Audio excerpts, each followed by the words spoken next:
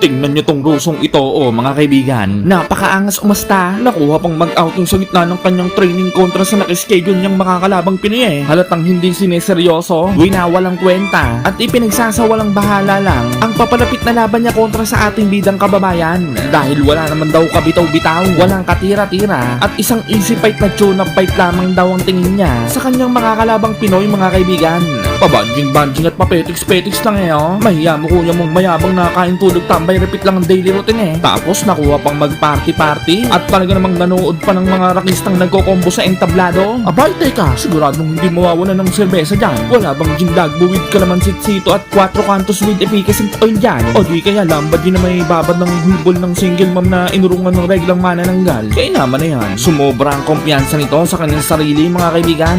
Porkit undefeated at hindi pa nakakalasap ng ni anumang klase ng kulata ang nguya-nguyaan nito ay tumaas na ng inam ang bilib nito sa kanyang sarili na walang sino man daw ang makakatalo sa kanya. Pinagtawanan din ba naman nito si Kabayan sa kanyang interview dahil sa bilang daw ng mga naging talo ng Pinoy sa kanyang kartada na tila mas madami pa daw ang mga patalo nito kumpara sa mga naipanalong laban na sa madaling paglilinaw ay isang mahinang nilalang lang ang tingin ng maangas na Rusong ito sa ating bidang kababayan, mga kaibigan. Ngunit sa gabi nga po ng mismong laban ay ang lahat nga po ng mga pangmamaliit at mga kaya bang yabangang ipinamalas ng maangas na Rusong ito ay kanyang nilamon ng buong buo kasama ang burnek. Bugbog sarado ang damukos. Aray niya pa!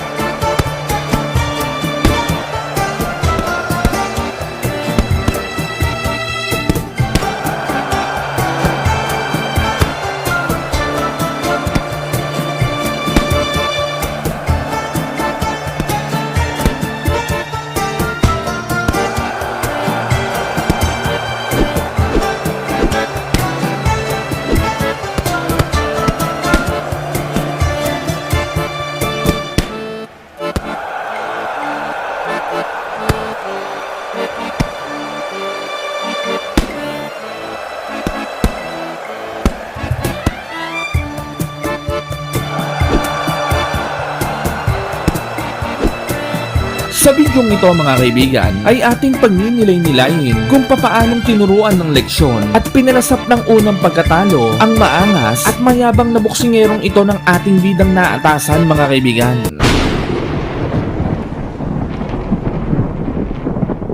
Eksaktong alas 5 pasado sa Hilagang Kanluran at alas 12 naman sa mga taga-Timog Silangan, July 13, 2019, naganap ang laban ng DL Cobra ng Pilipinas kontra sa Dalayon Bite ng mga Ruso, mga kaibigan. Tiniguran ang labang ito bilang the highly anticipated fight of the year dahil sa malaking agwat ng dalawang boksidor na ito sa kanilang mga ranking, mga kaibigan, na sa madaling paglilinaw ay inaasahang gagawing pang tune-up fight o tuloy lamang ang Pinoy ng Ruso para sa paparating nitong pangdaigdigang pangkampyonatong laban. Dahil hindi naman sa pangmamaliit sa ating bidang kababayan, mga kaibigan, ay sa kasamang palad niya po ay isa nga lamang po kasi ito sa nangungulelat pagdating sa pandaigdigang ranking sa kanilang dibisyon, mga kaibigan, kumpara sa maangas na Ruso na kahit pang 13 laban pa lamang niya sa kanyang kartada, palibhas ay undefeated, ay napasama na agad sa top 3 sa buong mundo. Ang overall ranking nito sa lightweight division, mga kaibigan, inaasahan ng mga tagahanga at kampo ng Russian fighter na ito na ang labang ito ay ang siyang magiging tulay ng kanilang pambato para makamit na nito ang isang world title shot para sa kanilang iniingat-ingatang alaga, mga kaibigan. At dahil nga po sa pag-aakalang isang magiging madaling laban lamang ang Pinoy sa laban na ito, ay tila hindi binigyang importansya at hindi pinagtuunan ng pansin ng maangas na Ruso na ito ang kanyang paghahanda kontra sa ating bidang naatasan. Sinabi pa nga nito na handang-handa na daw siya para sa mga mas malalaki panlaban para sa kanyang karera, na tila ba binabypass at ina-assume na agad nito na mananalo na agad siya kontra sa ating kababayang Pinoy, mga kaibigan, na talaga namang nakakabastos at nakakainis para sa pakiramdam ng ating bidang kababayan. Subalit hindi rin naman talaga natin masisisi kung bakit nasobrahan sa angas at kumpiyansa sa sarili ang maangas na Rusong ito, mga kaibigan,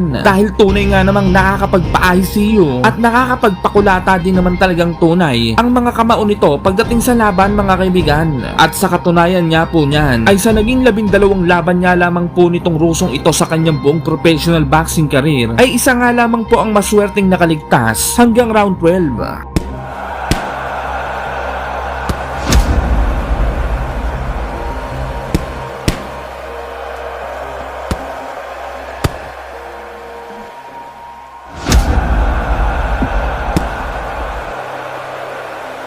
Wala namang naging reaksyon si Kabayan sa mga pangmamaliit at pangbabypass sa kanya ng maangas na Russian fighter na ito mga kaibigan. Bagkus tumodo lang ito ng tumodo kada training. At humilata, sabay nood ng Netflix ng nakataasang paa habang nakadikwatro kada tapos ng training. Kasabay ng paglalakbay ng mga kulisa papunta sa taniman ng mga maninang leader ng mga nagsusumbang mambabarang. Ika-13 ng Hulyo taong 2019 ay tuluyan ng naikasa ang laban ng The El Cobra ng Pilipinas kontra sa Dalayon Bite ng mga Ruso mga kaibigan. Ginanap ang kanilang laban sa teritoryo ng mga Ruso sa RCC Boxing Academy, Ekaterinburg, Russia. May katakot-takot na 12 panalo, 11 ay tinapos sa pamamagitan ng knockout at walang bahid ng anumang klase ng pagkatalo. Ang tiniguri ang Dalayon Bite ng mga Ruso mga kaibigan. Samantalang ang Pinoy naman ay may 13 panalo, 8 ay tinapos sa pamamagitan ng impresibong knockout at 7 bahid ng pagkatalo lamang mga kaibigan. Sa mismong laban, walang yamo kamiseta ni Dalayon Bite pulang-pula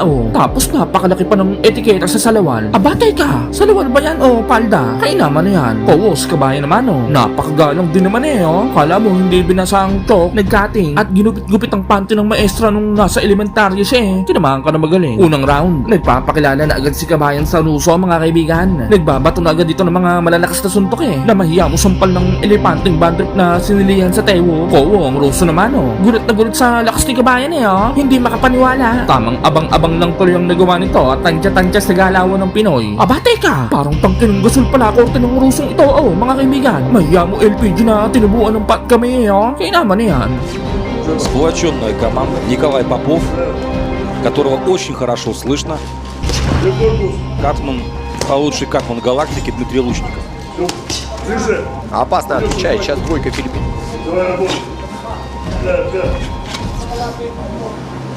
Первый раунд, так осторожный раунд. Пристрелочным и, в принципе, достаточно неплохо смещается и время от времени добавляет дальнюю. Альдея у нас не такой размашистый. Да, по крайней мере, пока так гораздо плотнее, лучше уходит, лучше смещает. Для Михаила это далеко не первый филиппинец в карьере. Можно вспомнить его бой против Ромеро Дуна. Кстати говоря, после поражения от Алексеева сделал выводы серьезные в плане оппозиции. И сейчас он находится на контракте Оскара головой и очень успешно выступает в легком весе. А здесь опасно. Бил Рольдан Альдея. Цапнул он слева Михаила Алексеева. Надо отметить, у нас позиционный. Но расслабляться нельзя ни в коем случае. На себя в какой-то степени. Да, сейчас был спиной канатом. Отметим, что хорошо перекрыт Алексеев. Встречная двойка от Альдея, соответственно. Опять Альдея бьет в корпус дальней руки.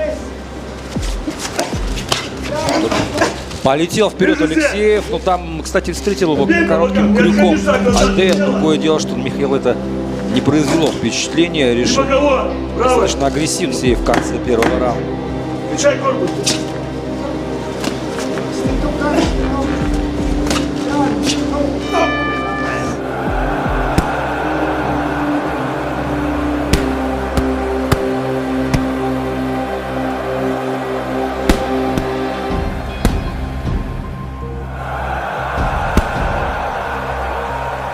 Round 2. Ikay naman na ang kagagandahang taglay ng Rusang ito mga kaibigan. Mapatay ka! Rusa ba o Rusi kapag babae ang tawag sa mga taga-Russia? Ano sa tingin nyo mga kaibigan? Comment nyo nga dyan sa baba. Hindi ko alam Samantala, magkakapalitan na ng madidiin na suntok ng dalawang boksidor mga kaibigan. Ngunit mahahalatang nauungusan pa rin ni Kabayan ang Ruso. At dito na rin magpapaskilabagan si Kabayan. Raratratin ni Kabayan ng mga kombinasyon ang maangas na Rusong ito mga kaibigan. Mahiya mo dati ko ng kable ng Meralco na sinawsaw sa at ng kalabaw ang mga suntok ni Kabayan lumalagotok.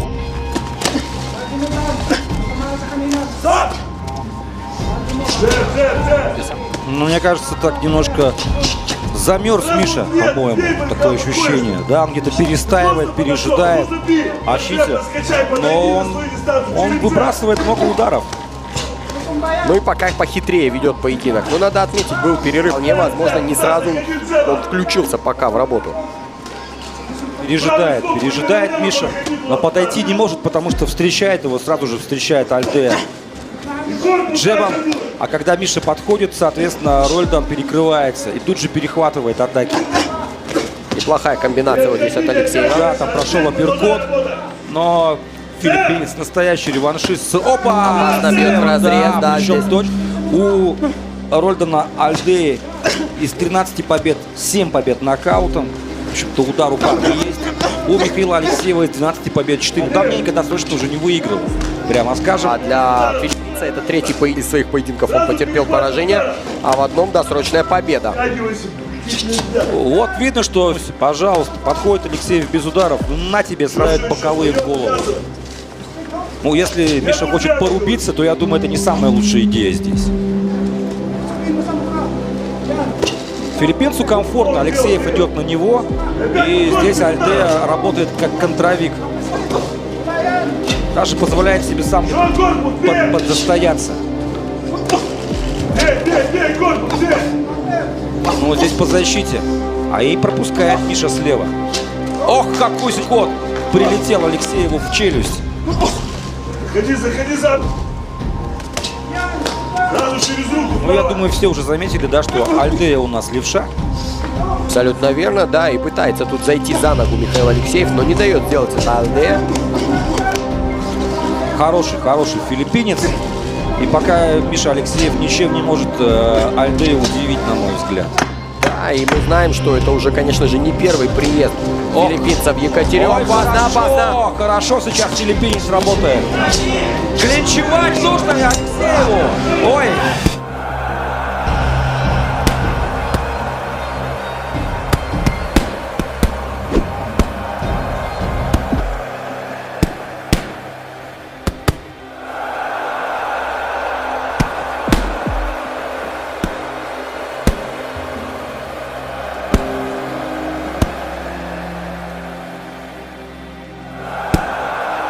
Round 3, namamaga na ang kanang muso ng Ruso, mga kaibigan. Parang kinagat ng ipis na talamak na tulak eh. Oo, ang ringer naman oh. Aba, parang Barbie doll ng isang too. Ay siya mga kabayan, pangligaw na kayo ng mga Rusi. Nang malahian naman tayo ng mga kutis manika. Kainaman na yan. Samantala, dito na bubugbugin ni kabayan ng Ruso, mga kaibigan. Samantalang si The Lion Bite naman ay wala nang magawa, kundi sumalag na lang ng sumalag. Tingnan nyo maigi. Ну, по-другому не скажешь, что нахапал Алексеев, насобирал ударов. Да, Ролдан Альдея снова со стрелка никуда не торопится. Что я вижу, филиппинец мне нравится. Он достаточно такой зрелый, умный бокс показывает, при этом... Опа, опасный апперкот! Точнее, боковой. Замерз Алексеев и пошел на добивание. Ролдан Альдея прекрасно понимает, Ударом что через шанс у него. защиту. Безответных очень много ударов от Михаила Алексеева, пока держит. И даже не клинчует Миша. Замерз Алекс, времени еще у вакуума филиппинца. И сил полно. Опасно попадает снова филиппинский боксер. Вцепился Алексеев, в Алексеева филиппинец. Он понимает, это огромный ходца здесь. Но вот боковой единственный в ответ прошел у Алексеева, перетерпел Миша эту атаку. Вытерпел все Михаил. А пропускает сейчас еще один опасный боковой. Слева Михаил Алексеев. До третьего раунда у нас прошло. И пока это самый тяжелый раунд для Михаила Алексеева в этом поединке.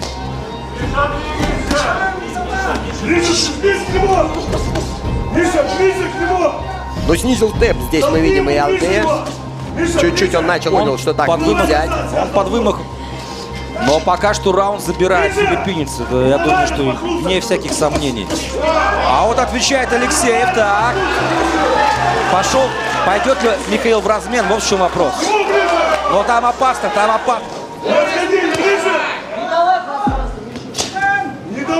Отвечает апперкотом филиппинец. А вот сейчас два боковых пропустил Альдея. Вот здесь по защите удары. Показывает характер Михаил. Пытается здесь реваншироваться. Вот там филиппинец у Алексеева приходится. Опа, втыкает. Боковой филиппинец. Все у нас весьма интригующий. Все-таки главное событие вечера. И пошел в размен здесь Михаил. Пошел на обострение.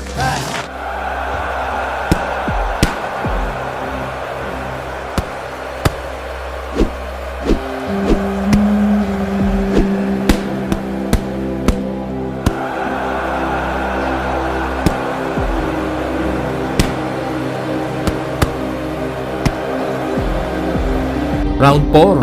Ito na naman ang kasalanan, mga kaibigan. Kumikisi-kisi na Kaya naman na yan. Samantala, nagigigil na ang Ruso, mga kaibigan. Gigil na gigil makabawi sa mga hambalos ni Kabayan ng round 3 Yun nga lang, hindi siya makalapit ang maayos kay Kabayan. Pinapasalubungan ba naman agad ni Kabayan ng mga pianono punch combination ang mukha ng Ruso Bago pa man ito makalapit sa kanya ng inam, tinamaan ka na magaling. Алексеев пошел вперед. Да, пропускал в прошлом раунде очень много ударов и хочет реваншироваться. Его соперник, вот как мой коллега совершенно справедливо заметил, скорее всего сейчас будет снова боксировать. Не зарубаться, хотя Дает ему к этому шанс. Мы видим, идет постоянно вперед. И постоянно вот здесь будет навязывать обмен на средней дистанции. Здесь лучше себя хорошо чувствует, да. сейчас. Но начало раунда очень неплохое у Алексеева. Другое дело. Взял паузу филиппинец. Вот туда ударов много по туловищу выбрасывает Алексеев. Пытается опять выставить на дистанцию своего соперника филиппинский боксер. Но тоже он так начал подзастаиваться. Тоже подустал Андрея в любом случае, да. Чувствуется, что подвымахался он в прошлом раунде. И, возможно, немножко психологически на него стало давить, что Алексеев идет еще и вперед на него. Другое дело, что большинство ударов у Михаила, они так, знаешь, по площадям, вскользь и таких чистых акцентов. И достаточно агрессивно его проводит. Я думаю, для его болельщиков это момент позитивный. Абсолютно верно. Из 7 поражений есть, причем одно из которых ему нанес Шавкат Рахимов, и было это в 2016 году.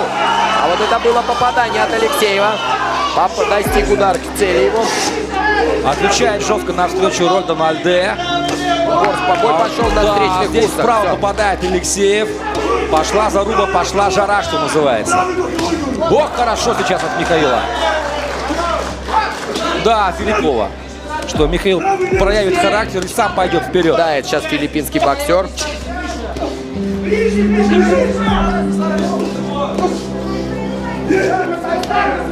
И, кстати, смотри, вот это работает джебом филиппинец. Периодически он пускает на ближнюю дистанцию Алексеева. Он перестал работать джебом, перестал работать с дистанции и втянулся вот в этот размен на ближней дистанции. Да, навязал Ему Алексеев свой темп, навязал ему Миша свою дистанцию. Михаил, это, в принципе, в этом раунде это в плюс идет Михаилу. Но я считаю, первый хороший раунд для Михаила. Посмотрим, как будет дальше.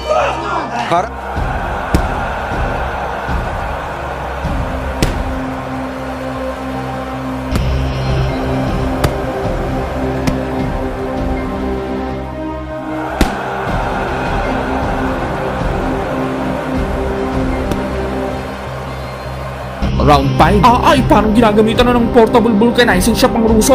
Mga kaibigan, namamagana ang kaliwang taluka Kaya naman na yan. Inakay! Layuan mo kami kasalanan. Samantala, bukol-bukol na rin pala ang mukha ng Ruso. Mga kaibigan, ay siya bigyan ng magic bench yan. Si Kabayan naman nakikipagsabayan na rin ng malapitan Dako, Kabayan, yan ang gustong-gusto ng Rusong yan. Mag-ingat ka dyan. Вперед, пошел вперед с ударами. Совершенно справедливо заметил в перерыве Николай Попов, что нужна ему ближняя дистанция.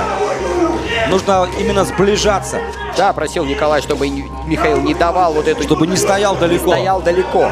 Пытается здесь сейчас как раз-таки филиппинский боксер выставить. Удастся ли Михаилу переломить ход поединка? Вот в чем вопрос. Предыдущий он провел очень неплохо. Был активен.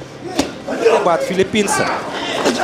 Но уже нет той свежести, которая была в первых раундах. Стал меньше на ногах еще работать, к тому же. Филиппинец. Хороший апперкот. Опа, пропускает сейчас. Да, пропускает Алексеев. Но и сам попал. Отлично попадает сам Алексеев. Просят трехударной комбинации от Алексеева. Но у нас такой уже, как там говорил Геннадий Головкин, биг драма шоу практически в Екатеринбурге. Хорошо ли попадает. Немножко подскис филиппинец. Хотя, может быть, он экономит, придерживает себя и, возможно, пытается в поздних раундах пытается все вернуть. Вполне возможно, 5-й раунд, и бой только перевалил в свою вторую половину.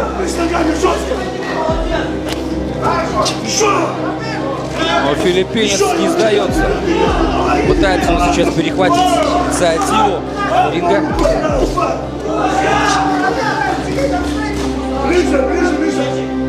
А вот тут принимает филиппинский боксер поединок Тролдов.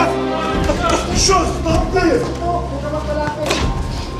Опасный левый боковой от филиппинца. Но заметь, кстати, гораздо больше стал выбрасывать удар. Это 1-2 удара, 3-4 сразу же. Абсолютно Отвечает верно. Алексей. В этом раунде, конечно же, Опа, сейчас опасно пропустил. пропускает. Провалил Конец здесь раунда, немножко, да. Ровно верненько не ударил. Да, будет ли красть раунд филиппинец? Мне показалось, тот удар не сильно потряс Алексеева, и готов Михаил к обострению. Снова пропускает Михаил Алексеев. Слева нападает сам левым боковым. Заканчивается 5-й раунд. И снова хорошая серия от Алексеева. Ну и лично у меня по раундам 3-2 пока в пользу филиппинского боксера. Но это мое субъективное мнение, друзья. У вас может быть другое. А у нас еще 3 трехминутки впереди. У кого больше сил осталось, вот это, мне кажется, будет выходить на передний план дальше.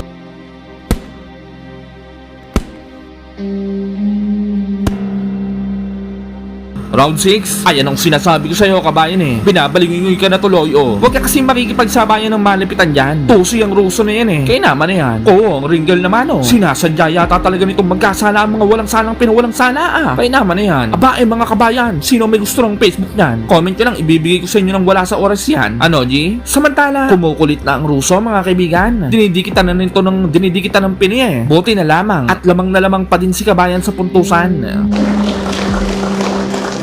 Шестой раунд из 8 запланированных. Алексеев встречает его двойкой Рольдан Альдея.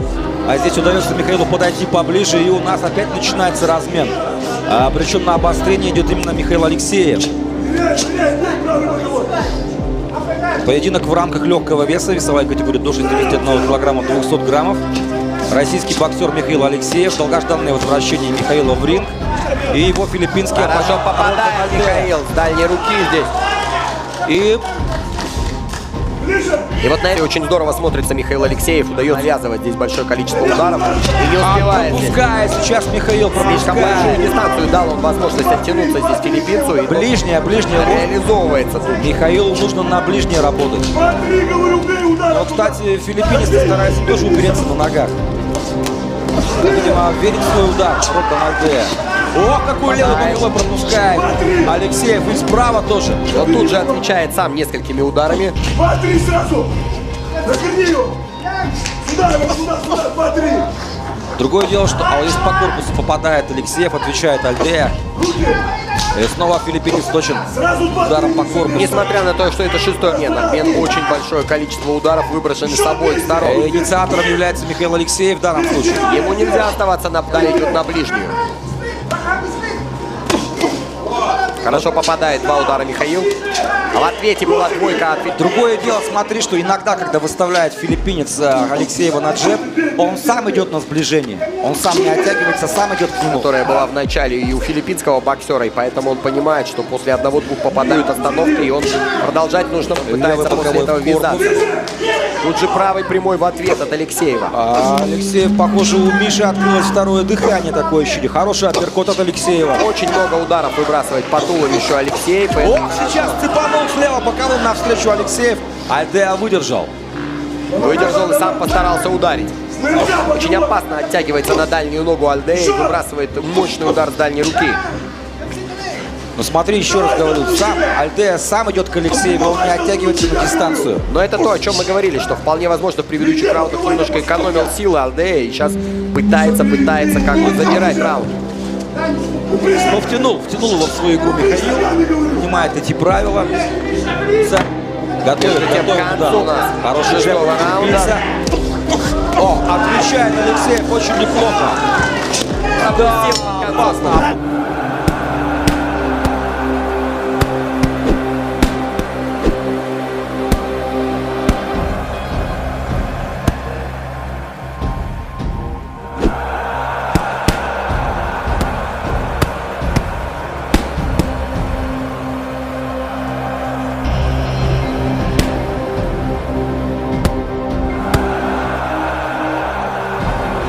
Round 7, matindi rin talaga ang Rusong ito mga kaibigan. Kahit binubugbog na ni kabayan ng mga early rounds parang wala lang oh. Ang kapal din ng bukay at ang tindi ng stamina oh. Samantala, tuloy pa din ang palitan ng dalawang boksidor mga kaibigan. At medyo tila delikado si kabayan dito kapag nauwi sa desisyon ang laban. Puros kababayan kasi ng Ruso ang mga judges at referee sa laban Kaya naman yan. Сегодняшнего вечера весовая категория до 61 килограмма, 200 граммов. В атаке Михаил Алексеев.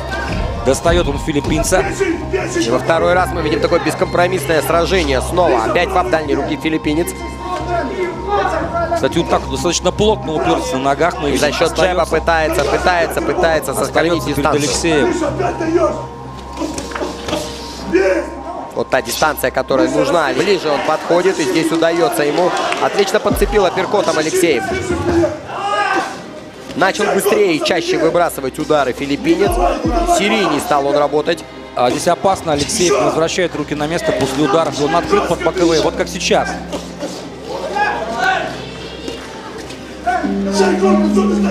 Пауза. Здесь от защиты. Будет ли перехватывать? Пропускает. Опасно Алексеев сейчас. Но и сам донес несколько своих ударов. Дисковато начал держать руки, не успевает их возвращать. Попадает здесь апперкотом филиппинец. Несколько ударов по туловищу через защиту пробивает Алексеев. Перестал выбрасывать практически джеб Рольдан Альдеа. Он понимает, что нет смысла, видимо, возможно, сил нету удержать, а тратить силы не хочет. У нас еще не кончился 7-й раунд, но все самое интересное, мне кажется, будет следующий пройдет всю Но у нас дистанцию. еще чуть-чуть больше минуты остается в этой трехминутке. Продолжает давить на клинче. Вообще, Опасно апперкотом попал сейчас филиппинский боксер. вообще бой достаточно... Размашисто бил с дальней руки Алексеев. Но вместе мне показалось у Альдеи. Вот будь посвежее филиппинец, он за эти размашистые удары мог бы наказать. Вот здесь не успевает уже здесь, конечно, и Ролдан.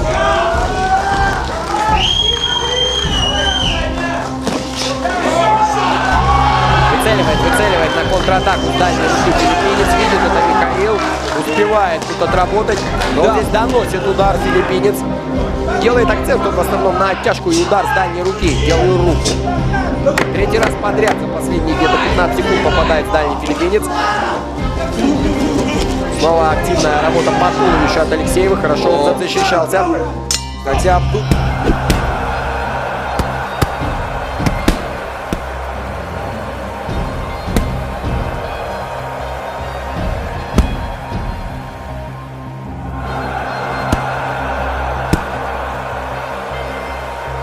Round 8, dito na mangyayari ang ikagigimbal ng lahat ng mga manonood na nanonood at nakikinood sa loob ng Araneta Coliseum. Tingnan nyo maigay mga kaibigan. Российско-филиппинское противостояние. Алексеев пошел вперед. Первые 3 раунда все было очень печально для Михаила, но он проявил характер переламливать поединок.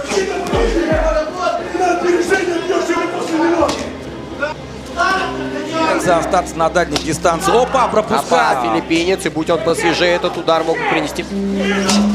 Опять хорошо филиппинец на контратаках встречает. Пытается И он снова работать на попадает. Немножко так... Вот попадает снова. Нужно Михаилу вцепиться в соперника и работать поближе. Опа, Снова опять пропадает, пропускает. да, филиппинец.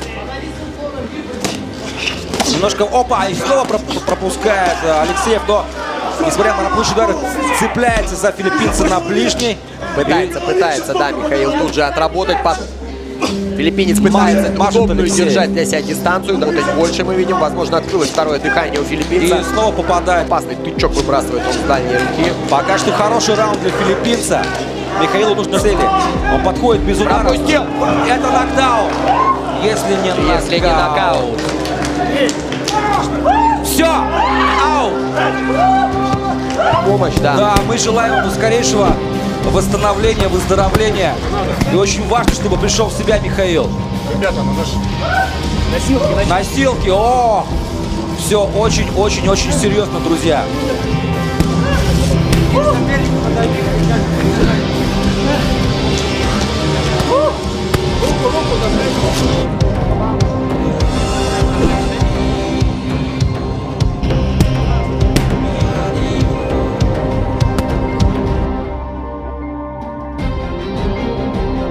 Grabe nga po ang sinapit ng Rusong ito sa kamay ng ating bidang kababayan mga kaibigan. Literal na comatose at kinailangan pang isakay sa stretcher ang Rusong ito dahil sa tindi ng suntok na inabot kay kabayan mga kaibigan. Samantala, ito naman na ang naging huling laban ng Rusong ito sa kanyang buong karir mga kaibigan. Dahil Es puto Pacquiao.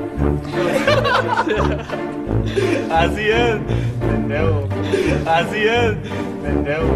pasmado bunganga mo ha. O ayan, T-Rex arms combination, lamunin mo. Ayun o, tawa pa lang yan mga kaibigan. Ang sarap ng ambalusin at chinilasin. Animoy unggoy na inurungan ng regla kung humalakhak itong mayabang at hambog na si Brandon the Punching Bag Rios. May pagpalo pa sa magasin ni Manny Pacquiao at ang angas ng buga-buga. Para namang gasulong korte ng pagmumuka. Sa video natin ngayon mga kaibigan, ating matutunghayan kung papaanong pinagmukbang ng kamao, palaparin sa suntok at gawing hulmahan ng batya ang pagmumukha nitong si Brandon the Punching Bag Rios ng ating pambansang kamao. Taong Nobyembre 2013, ikinasa ang laban ng Manny Pacquiao at Brandon Bam Bam Rios para paglabanan ang bakanting WBO welterweight title. Una nang hinambalos ni Pacquiao ang pagmumukha ng kaibigang oso nitong mokong na to na si Antonio Margarito. Minura si Pacman at may pagtanong pa sa batang wala pa namang muhang kung sino ang mananalo sa kanila ni Pacquiao. Who's gonna win? Pacquiao or Margarito? Margarito. Alright. Who's that? William. No, this guy. Es puto Pacquiao. Kumpiyansang-kumpiyansa ito dahil ito daw ang pinakamatindi niyang training na naranasan sa buong buhay niya at preparado daw siya sa kanilang laban at alam na daw niya ang pangontrang depensang gagamitin niya kay Pacquiao. Aba ay tunay nga naman, pinaghandaan ng kampo nila ang depensang gagawin nila sa atake ng ating pambansang kamao. Yun nga lang, nakalimutan ng kanyang trainer na sabihin kamay ang ipangsangga sa suntok ni Pacquiao. Kaya yun, pagmumukha niya ginamit niyang pangsalag. Kaya naman, matapos ang laban, tinubuan tuloy ng malaking kulane ang pagmumukha nitong si Antonio Margarito sa kanang pisngi. Anyway, to the rescue naman ng kaibigang oranggutan nito na si Brandon the Punching Bag Rios at ipaghihiganti daw niya ang huling saling lahi ng mga Meksikano. Subalit bago ang kanilang laban, maraming boxing fans ang nagpe-predict na gagawin lang daw siyang pang-June fight ng ating pambansang kamao at bubugbugin lamang ng walang kahirap-hirap. Gigil na gigil naman ang panga ni Rios at nagngangalit ang mga gilagid at sinabing hindi daw siya pang-June fight na boksingero at mas lalong hindi daw siya magiging punching bag o punching mitts. Bago ang laban, puro kabulustugan at talaga namang puro trash talk ang lumalabas ang nguya-nguyaan nitong si Rios. Tatapusin na daw niya ang naghihingalong karir ni Pacquiao at pagre-retire na ng maaga. Sa kanilang weigh-in naman, nagpasiklab na agad ang ating pambansang kamao. Mantakin mo ba naman, pinakitaan ng galawang Master Hokage ang mga boxing fans. Humarap ito sa magandang modelo na animoy gusto itong kalabanin ng banayad at dahan-dahan.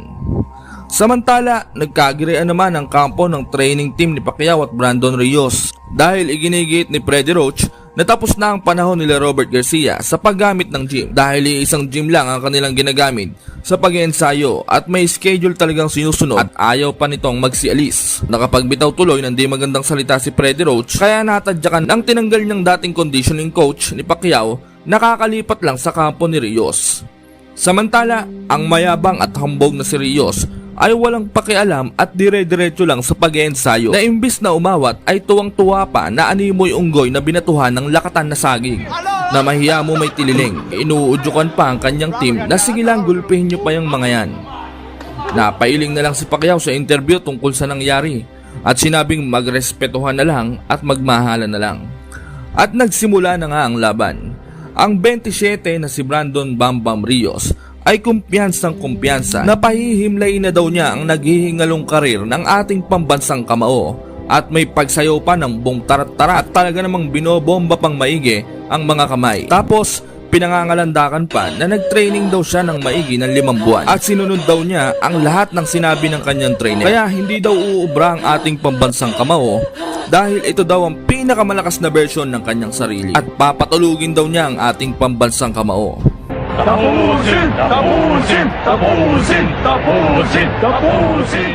Round 1. Gigil na gigil si Pacquiao at gusto ng dikdikin ng pagmumukha ni Rios. Pinalamon ito ng T-Rex arms combination at nagmistulang unggoy nakaka-menopause lang sa bagal ng kilos nito. Lahat halos ng suntok nito ay kumakalpot at ngingisi-ngisi pa na talaga namang parang may sayad.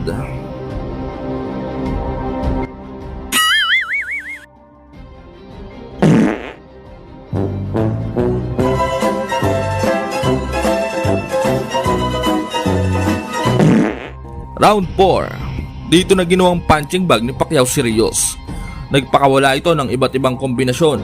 Samantalang si Rios naman ay hinahamon pa si Pacquiao na sumuntok pa na sumuntok dahil nagyayabang pa ang pagmumukha nito na hindi daw siya nasasaktan. Round 5. Tinamaan ng solidong left straight ang pagmumukha nitong si The Punching Bag. At sa sobrang kayabangan niya nito ay may pagbelat pa ito na parang batang nasaktan at sinabing hindi naman masakit. Ngunit mahahalata mo naman sa pagmumukha nito ang lakas ng suntok ng ating pambansang kamao. Dahil ito ay nagsisimula ng lumapad at nagmimistulan ng bilada ng daing sa lapad ng pagmumukha nito. Round 7. Pinaglalaroan na lang ni Manny si Rios at nagmimistulan ng punching mitts ang pagmumukha nito. At tulad ng mga naunang round, ipinapakita pa rin ito na hindi daw siya nasasaktan kahit bukol-bukol na ang pagmumukha nito at nagmimistulan ng hulmahan ng bagong disenyo ng kalandiuling ang pagmumukha nito. Round 9. Pinilit na ni Rios sugudin si Pacquiao, ngunit talagang hindi pa rin siya makatama dito at bilang ganti, pinagmumug ito ni Pacquiao ng kamao. Humihiling na rin ang mga tao na tapusin na ni Pacquiao si Brandon The Punching Bag Rios. Tapusin! Tapusin! Tapusin! Tapusin! Tapusin! Buong laban ay binugbog lamang ni Pacquiao itong si Brandon The Punching Bag Rios at binusalsal ang lahat ng pangtatrash talk at pangbabastos na pinagsasabi nito bago ang laban. Kaya ang ending, siya ay nagmistulang unggoy na may beke na may 2 ketong sa pisngi. At ang lahat ng sinabi niya bago ang laban ay kanyang nilamon ng buong buo. At ang nakakatawa pa nito, hindi daw siya naging punching bag, sabi niya sa interview. Siguro nga hindi siya naging punching bag. Hindi naman siguro halata sa pagmumukha niya. You said before the fight, hey, I'm not going to be a punching bag. I have skills. Do you feel you proved something with this fight going the distance with Pacquiao? What do you think, man? You're the one that asked the question. What do you think? You was watching it. You think I'm a punching bag? I don't think you're a punching bag. I think you're incredibly determined. Nah, that's not the answer I asked. So what do you think? You just said I don't think you're a punching bag. I think you're very determined. You answered the question then. Tapos patawa-tawa pa bago ang laban. Napakalakas pang mang-asar.